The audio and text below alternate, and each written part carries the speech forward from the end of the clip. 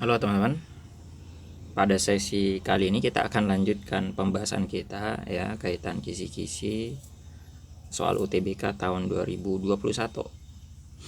Nah, ini ada pertanyaan tentang apa pernyataan yang salah tentang kutu. Maka di situ ada dari 5 pilihan, ada 4 pilihan yang benar tentunya. Dan teman-teman harus menentukan yang salah mana tuh tentang kutu gitu. Maka ini kutu, dia nanyain kutu ini masalahnya banyak teman-teman jenisnya. Apakah yang dia maksud ini kutu kepala yang menyerang manusia, atau kutu pinjal yang menyerang kelompok hewan, atau dia kutu loncat apa kutu daun gitu. Jadi nggak detail pertanyaannya. Maka karena dia cuma pakai bahasa umum, saya anggap ini sepertinya nanyain kutu yang menyerang manusia aja kita bahasnya ya. Adapun yang lain nanti kita mungkin akan tambah-tambahkan. Jadi kalau yang ditanyakan adalah atau yang dimaksud di sini adalah kutu yang menyerang kepala manusia ya. Seperti halnya kutu yang lain, dia masuk kelompok insekta atau serangga. Jadi dalam sistem klasifikasinya dia masuk kelompok serangga kan jelas. Kalau dari sistem klasifikasi dia masuk hewan ya.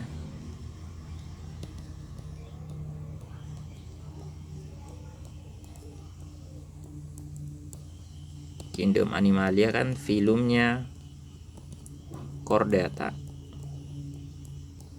ya. Kemudian dia punya subfilum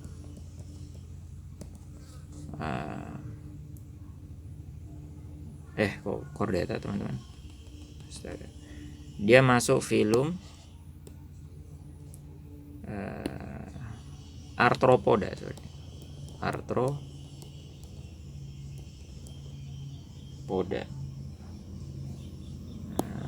Kemudian kelasnya insekta atau apa hexapod ya. Kemudian dari sisi ordo dia masuk ordo namanya tuh Anoplurida ya, dan seterusnya ke bawah gitu. Ada apa famili ya, genus sama spesies. Contoh spesiesnya ini bisa kita tuliskan Pediculosis ya. Jadi genusnya juga sama tuh, Pediculosis itu. Contohnya Capitis ya. Familinya ini saya kurang paham, ini saya belum nyari familinya apa, tanda tanya aja. Nah itulah kurang lebih ya. Jadi dia diingat-ingat dia insekta serangga, kemudian dia ordonya dia hafalin dikit, Anoplurida minimal itu. Kemudian nama contoh spesiesnya Pediculosis gitu. Ada kita temen ya namanya Pediculosis ya. Kemudian yang penting untuk kita sebutkan di sini kaitan ini, dia masuk kelompok. Jika kemarin kita bahas tuh insekta terbagi 3 ya. Mari kita bahas tuh ada dia Apterygota tidak bersayap, dan ada yang Pterygota. Maka yang Apterygota ini dari sisi metamorfosisnya semuanya dia bersifat ametabola, tidak mengalami metamorfosis, ametabola gitu. Sementara kalau Pterygota ini terbagi 2 lagi teman-teman masalahnya. Ada namanya Exopterygota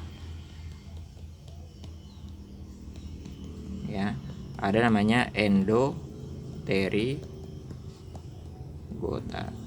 Nah, yang exopterigota ini dia melakukan metamorfosis tidak sempurna, disebut hemi, diingat kata kuncinya hemi metabola.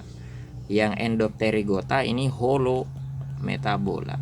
Lebih detailnya teman-teman bisa buka video yang sebelumnya tentang pembahasan ordo-ordo serangga ya.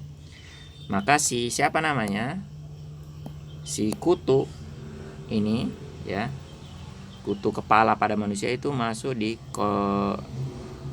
exopterigota, di mana dia hemimetabola, metamorfosisnya tidak sempurna, maka dia punya tahapan hidup apa itu? Dari telur, kemudian nimfa baru nanti jadi serangga dewasa. Bukan metamorfosis sempurna seperti halnya kupu-kupu yang ada telur, kemudian ulat ya, kemudian kepompong baru hewan dewasa. Itu dia nggak punya tahapan seperti itu. Dia tidak sempurna, hemimetabola itu tidak sempurna. Kemudian yang perlu kita catat lagi ya, dia tuh kan menyerang manusia, dia parasit gitu. Maka parasit kita kenal ada dua, ada kan parasit endoparasit ya, ada ektoparasit ya. Endoparasit contohnya apa? Cacing perut, nyerang perut, dia masuk di dalam tubuh gitu. Nah, kalau dia si kutu kepala itu masuk ektoparasit ya, maka dia termasuk salah satu jenis parasit yang tipenya dia apa ini teman-teman? Ektoparasit itu. Ingat-ingat tuh.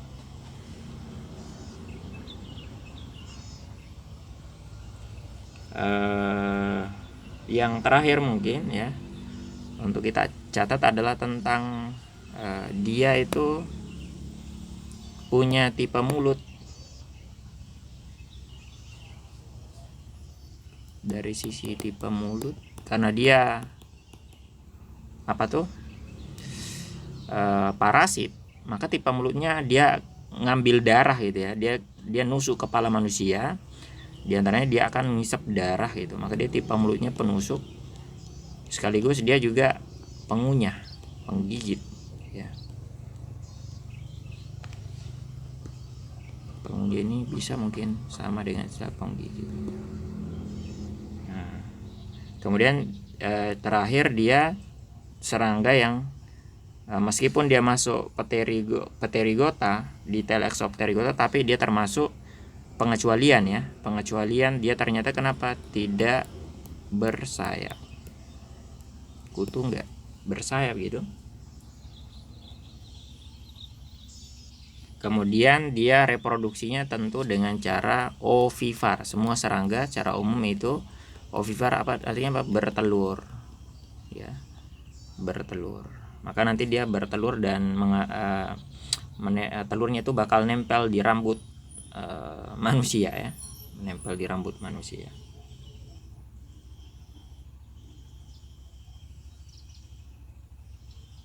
Nah, itu mungkin ya yang teman-teman bisa catat tuh, dibaca-baca lagi lah ya tentang apa kutu ini. Kemudian mungkin yang bisa saya bahas nomor 7 ini terlalu ya. Nah, itu bisa ini sendiri lah. Ini sepertinya analisis saja, ada tabel mengenai kelimpahan komunitas. Ada 4 spesies menghuni di suatu tempat gitulah. Ada 4 spesies berbeda gitu. Tiap komunitas beda angka dari jumlah. Ditanya keanekaragaman hayat yang tidak tepat. Jadi ini lebih arahnya analisis ya. Teman-teman bisa ini sendiri. Ini sepertinya mudah. Kemudian soal yang lainnya, ada teman ini dapat dari angka 8 sampai 15, ada pertanyaan tentang sistem pencernaan gitu, salurannya atau mungkin enzimnya.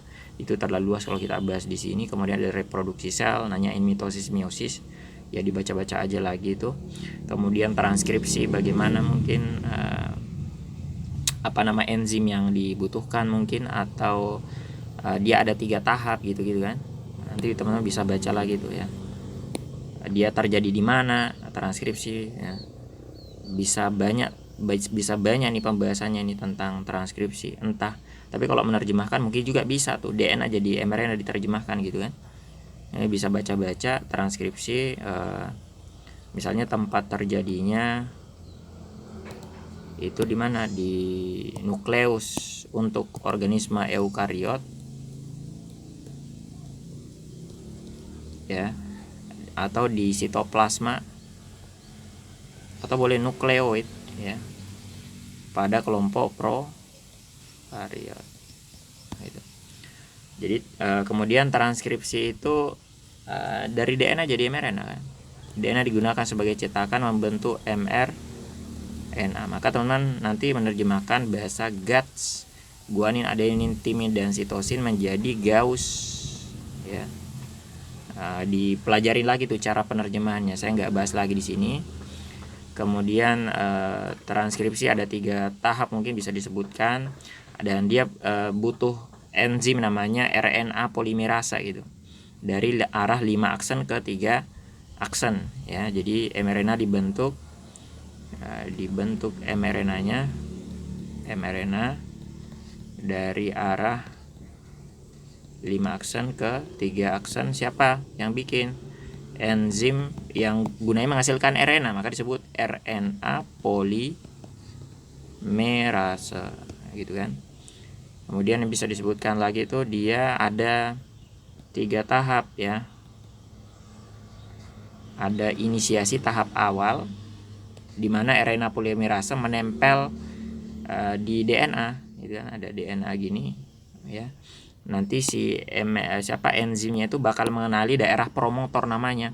Jadi gen ada namanya daerah promotor gitu, teman baca lagi lah ya, ditempelin sama enzimnya ini untuk memulai proses transkripsi gitu dari arah 5 aksen ke 3 aksen ya. Dia akan menempel di mana? Di template. Dia akan membaca siapa? Template atau cetakan atau antisense. Nah gitu. Kemudian habis inisiasi baru elongasi, pemanjangan. Dia mulai cetak tuh satu persatu, dan hanya satu untai yang jadi cetakan, yaitu template atau antisense ya, dari arah 5 ke 3. Kemudian terakhir ada terminasi di daerah terminator. Di bagian belakang sini ada namanya daerah terminator, promotor depan, terminator di belakang gitu. Kemudian yang terakhir bisa kita sebutkan kalau pada pada organisme eukariot, dia ada modifikasinya. Setelah terjadi transkripsi, ada namanya modifikasi pasca transkripsi ya. Meliputi 2 hal. Apa itu? Apa tuh teman-teman? Penghilangan intron, terus eksonnya disambungin, penyambungan ekson ya. Kita ketahui bahasanya gen pada eukariot kan dia mengandung sekuen penyelap, sekuen yang gak ada gunanya disebut sebagai intron. Maka setelah terjadi transkripsi, intronnya dibuang. Misalnya gini ya, ada strukturnya gini, ada bagian intron, ekson, ekson gitu. Di bagian ini ada promotor ya, promotor sini gini kan, ekson intron, dan seterusnya. Terus bagian belakang sini ada terminator. Maka nanti setelah terbentuk mRNA yang masih mengandung ekson dan intron, maka nanti intronnya itu dihilangin sehingga tersisa tersisa ekson ya. Ekson semua di bagian sini. Ingat di sini urutan bahasa G, C, A, T, G, G, dan seterusnya. Maka ekson itu juga berupa urutan bahasa tertentu, hanya lebih pendek dia karena dihilangin intronnya gitu ya. Nah gitu ya ringkas-ringkasnya teman-teman. Kemudian yang terakhir adalah ada pembahasan tentang sistem saraf simpatik dan parasimpatik. Ini teman-teman baca lagi nanti. Saya coba ringkasin aja ini. Jadi sistem saraf tidak sadar itu terbagi 2 ya. Ada simpatik, ada parasimpatik. Ya, ada simpatik, ada parasimpatik. Jadi kan sistem saraf terbagi dua kan, ada pusat, ada tepi. Itu yang pusat ada dua organ, otak dan siapa, si sumsum tulang belakang. Yang tepi terbagi dua lagi tuh teman-teman, ada sistem saraf aferen, ada eferen, exit ya. Eferen itu exit, maka exit itu berupa neuron motorik keluar dari otak ya, neuron motorik. Aferen ini yang berupa neuron sensorik gitu. Maka nanti rangsangan datang melalui neuron aferen, melalui indera ditangkap oleh neuron aferen atau neuron sensorik atau sistem saraf aferen, di bawah menuju ke siapa, otak ya, sumsum tulang belakang. Setelah diolah di sana balik ke sistem saraf tepi menuju neuron eferen. Maka dari neuron eferen tergantung rangsangan yang telah diolah itu, dia bisa berupa ngasilin sistem saraf sadar atau diantarkan rangsangannya ke sistem saraf sadar, bisa ke sistem saraf tidak sadar ya. Sadar atau sistem saraf tidak sadar ya, yang disebut dengan istilah autonom, bekerja sendiri, autonom gitu ya. Ini somatik ya, ini sadar gitu. Apa bedanya sadar dan tidak sadar? Kalau sadar itu setelah neuron dia berupa neuron motorik, nah nanti rangsangan itu dibawa menuju ke sesuatu yang sadar, apa itu, menuju ke otot lurik, otot rangka ya, yang sifatnya sadar. Adapun sistem saraf tidak sadar, dia akan membawa rangsangan itu ke kelenjar ya, atau ke otot polos, atau kemana, ke otot jantung. Ini jantung teman-teman ya. Jadi organ targetnya lebih luas nih, sistem saraf tidak sadar gitu. Nah yang tidak sadar nanti teman-teman baca lagi detail ya, ringkasnya tuh. Sistem saraf sadar ini terbagi dua, ada simpatik, ada parasimpatik. Nah gitu. Nah, saya ringkas-ringkasin gini. Ada simpatik, ada parasimpatik ya.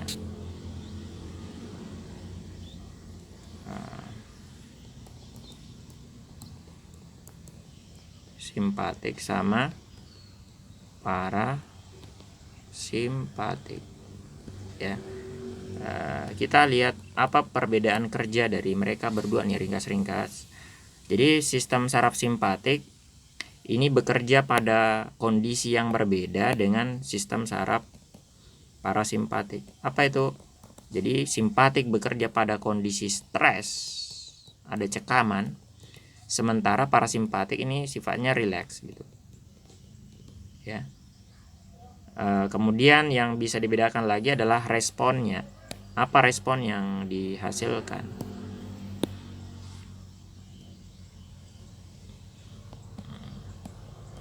Maka kalau simpatik itu menghasilkan respon disebut dengan istilah fight and flight ya, berkelahi dan terbang atau lari gitu. Ini sering saya contohkan di kelas ya, kita menghadapi stres cekaman, misalnya teman-teman ketemu dengan orang gila atau ketemu dengan hewan buas gitu, maka tentu kondisinya stres gitu kan.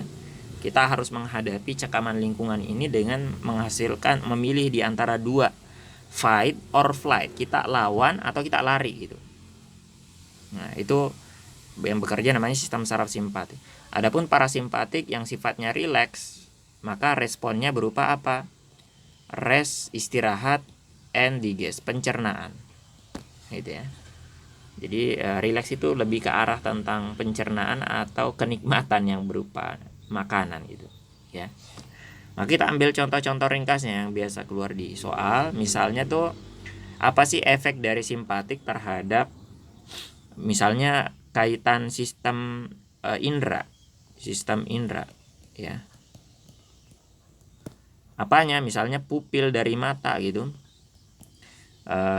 Ketika terjadi cekaman ya, terjadi cekaman, maka stres gitu, maka pupil itu bakal melebar ya, sehingga kita jadi melek begitu ya, melihat tadi ada anjing gila, orang hewan buas lainnya begitu, sehingga istilahnya dia meningkatkan ya, menyebabkan terjadinya dilatasi itu pelebaran pada siapa, pada pupil ya, meningkat ini ya. Kebalikannya ya, sistem parasimpatik itu akan ada sifatnya antagonis ya, berlawanan, maka dia akan menyebabkan penyempitan pupil, disebut dengan istilah kontriksi ya, kontriksi, penyempitan.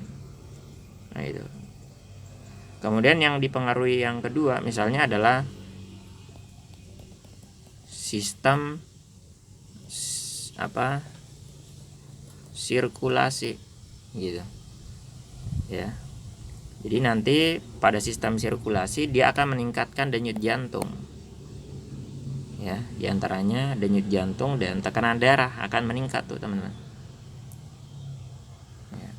Jadi simpatik menaikkan sistem sirkulasi, parasimpatik menurunkan gitu ya, misalnya apa, denyut jantung ya, jantung gitu, atau tekanan darah.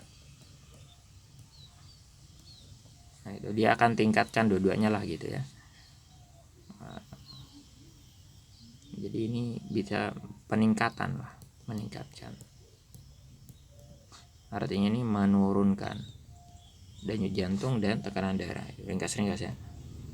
Kemudian apalagi sistem respirasi, pernapasan,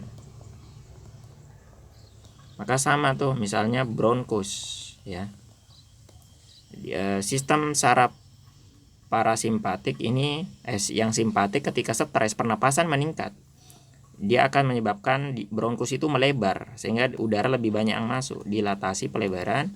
Sementara parasimpatik akan menyebabkan penurunan, disebut dengan istilah kontriksi, sama dengan yang sebelumnya tadi ya. Jadi satu meningkatkan, satu menurunkan gitu. Kemudian apalagi itu yang terakhir mungkin perlu kita catat untuk yang berkaitan dengan stres nih, misalnya adalah sistem hormon ya. Maka nanti siapa namanya, sistem saraf simpatik, diantaranya kemudian hipotalamus melepaskan hormon namanya hormon CRH ya, atau tidak ya, dia nggak pakai itu, bisa juga, tapi itu respon stres jangka panjang. Kalau respon stres jangka pendek, hipotalamus akan memberikan rangsangan ke siapa, kelenjar adrenal. Jadi kelenjar adrenal akan melepaskan hormon namanya adrenalin gitu kan. Jadi tanda panah ke atas itu menyebabkan peningkatan sekresi dari hormon adrenalin gitu kan. Kalau ini enggak ya, dia enggak mempengaruhi itu. Nah efeknya apa ya, tentunya hormon adrenalin punya banyak efek teman-teman. Efeknya adalah dia akan memicu perombakan glikogen jadi glukosa, sehingga meningkatkan kadar gula darah ya. Termasuk juga adrenalin meningkatkan denyut jantung. Jadi denyut jantung bisa ditingkatkan oleh kerjanya saraf sendiri tadi, bisa juga dengan kerja si hormon ini teman-teman. Maka ringkasnya tuh ya, mereka tuh melakukan itu tujuannya untuk ini. Jadi kenapa jantung kita harus dipercepat, kenapa pernapasan kita harus dipercepat ya, diantaranya agar glukosa ini yang dihasilkan ini tadi teman-teman, itu kemudian bersama dengan oksigen ya, dengan denyut jantung yang kencang, maka nanti aliran darah itu akan kencang sampai ke seluruh sel tubuh, sehingga glukosa dan oksigen bisa sampai ke otot dengan cepat, dipakai untuk respirasi seluler, ngasilin CO2 plus H2O plus ATP, Efeknya apa? Dihasilkan banyak energi yang teman-teman bisa pakai untuk fight or flight. Tujuannya untuk itu tadi, agar kita bisa menghadapi sekaman tadi dengan cara kita lawan atau kita berlari, itu kita lari aja gitu. Nah, untuk yang jadi semuanya ini teman-teman, kalau teman-teman lihat yang kita cerita ini tentang apa, simpatik meningkatkan yang tadi semua nih, meningkatkan kerja dari sistem indera, sirkulasi, respirasi, hormon ya. Sementara secara umum siapa, parasimpatik berlawanan, dia turunin tuh teman-teman. Terus apa yang ditingkatin yang parasimpatik? Ya jelas, nah, ini ada kata kunci digest ya. Di antaranya adalah pencernaan dan juga mungkin kemih kalau pengen ditambahin. Jadi kaitan sistem pencernaan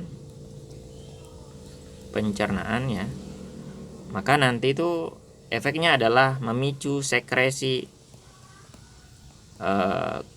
kelenjar pencernaan kayak pankreas ya, dia akan menghasilkan getah pankreas, kemudian lambung ngasilin getah lambung ya. Maka sama si sistem parasimpatik dia ditingkatkan, itu simpatik menurunkan gitu ya. Maka ketika kondisi stres, orang lagi stres tadi, ada anjing gila, apa orang gila, apa buaya, harimau, maka sistem pencernaan segera ditekan. Nggak mungkin ada orang stres tiba-tiba atau mendadak nafsu makannya meningkat, nah, nggak mungkin, mustahil itu ya. Maka itu kenapa? Karena ditekan sama sistem saraf simpatik gitu. Dia menekan pengeluaran hormon enzim-enzim pencerna itu. Sebaliknya ketika orang rileks, maka itu cocok banget tuh dengan makan itu. Makan bikin rileks, dan rileks bikin menyebabkan mau makan gitu kan. Kemudian yang terakhir, sistem kemih ya, sistem kemih. Maka organ targetnya adalah vesikula seminalis. Kok vesikula seminalis itu alat reproduksi. Vesika ya, vesika urinaria, kantung kemih ya. Maka siapa si sistem saraf simpatik ini akan menekan pengeluaran kantung kemih, sementara ini sebaliknya akan meningkatkan kantung kemih. Lagi-lagi ya, pencernaan dan urin itu berkaitan. Orang dan buang air kecil itu nikmat gitu ya, relax gitu kan. Nah itu mudahnya. Nah ini kok kalau kita lihat hampir secara umum mereka tuh antagonis ya, satu meningkatkan, satu menurunkan. Apakah nggak ada yang mereka bareng-bareng kerjanya biar rukun-rukun aja gitu ya? Jawabannya ada. Jadi sistem yang terakhir ini mereka rukun ya. Sistem apa yang mereka rukun? Ini sistem yang paling disenengin sama manusia nih ya. Tujuan kehidupan apa tuh? Sistem reproduksi. Jadi bagian terakhir kita sebutkan, pada sistem reproduksi mereka kerja bareng-bareng ya. Yang sistem parasimpatik ini memicu yang namanya ereksi pada laki-laki ya. Sementara yang sistem saraf simpatik ini memicu yang namanya ejakulasi. Nah, gitu kan. Jadi ketika laki-laki itu melakukan hubungan seksual dengan pasangannya, dengan istrinya, maka yang bekerja duluan adalah sistem parasimpatik, akan menyebabkan berdirinya alat kelamin laki-laki disebut dengan ereksi. Habis itu dia melakukan penetrasi dan kopulasi dengan istrinya ya, sampai kemudian muncul namanya ejakulasi ya, tahap orgasmenya yang dia mengeluarkan semen dan sperma itu menuju ke vagina dari istrinya gitu, namanya ejakulasi, dan itu dipicu oleh yang terakhir namanya simpatik gitu. Nah itu aja teman-teman, saya kira pembahasan untuk hari ini. Mohon maaf ya, lebih dan kurangnya mohon maaf. Mudah-mudahan dimudahkan ujiannya lah pokoknya, dan bisa lulus di UTBK. Oke, see you next time. Assalamualaikum warahmatullahi wabarakatuh.